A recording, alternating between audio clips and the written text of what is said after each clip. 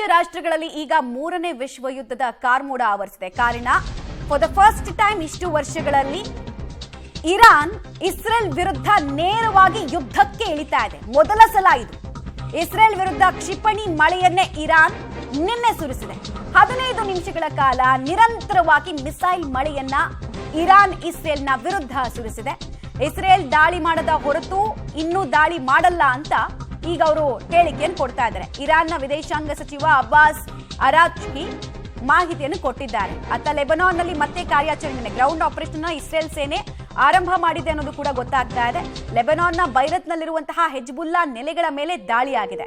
Iron dome ಟೆಕ್ನಾಲಜಿಯ ಮೂಲಕ ಈ ಕ್ಷಿಪಣಿ ದಾಳಿಯನ್ನು ತಡೆಯುವಲ್ಲಿ ಇಸ್ರೇಲ್ ಯಶಸ್ವಿ ಆಗಿದೆ. ಇರಾನ್ ಏನಕ್ಕೆ ದಾಳಿ ಮಾಡ್ತು ಅಂತ ಕೇಳಿದ್ರೆ, ಇಷ್ಟು ದಿನ ಇರಾನು ಫಂಡ್ ರೈಸರ್ ಆಗಿತ್ತು. ಫಂಡಿಂಗ್ ಸಪೋರ್ಟ್ ಅನ್ನ ಉಗ್ರರಿಗೆ ಇಸ್ರೇಲ್ ವಿರುದ್ಧದ ಹೋರಾಟದಲ್ಲಿ ಕೊಡ್ತಾ ಇದ್ದಿದ್ದೆ ಇರಾನ್. ಡೈರೆಕ್ಟ್ ಆಗಿ ಯುದ್ಧಕ್ಕೆ ಇಳಿದಿರಲಿಲ್ಲ.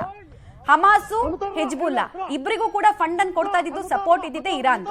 ಯಾವಾಗ ಇಸ್ರೇಲ್ ಹಮಾಸ್ ವಿರುದ್ಧ ಆಪರೇಷನ್ ಗಾಜಾ ಪಟ್ಟಿಯಲ್ಲಿ ತೀವ್ರಗೊಳಿಸ್ತು, ಪ್ಯಾಲೆಸ್ತೈನ್ನಲ್ಲಿ ತೀವ್ರಗೊಳಿಸ್ತು, ಆಗ ಇರಾನ್ನ ಕಣ್ಣು ಕೆಂಪಗಾಗಿಸ್ತು. ಲೆಬನಾನ್ ಅಂತೂ ಅವಶೇಷದ ಕೊಂಪೆ ಆಗ್ಬಿಟ್ಟಿದೆ.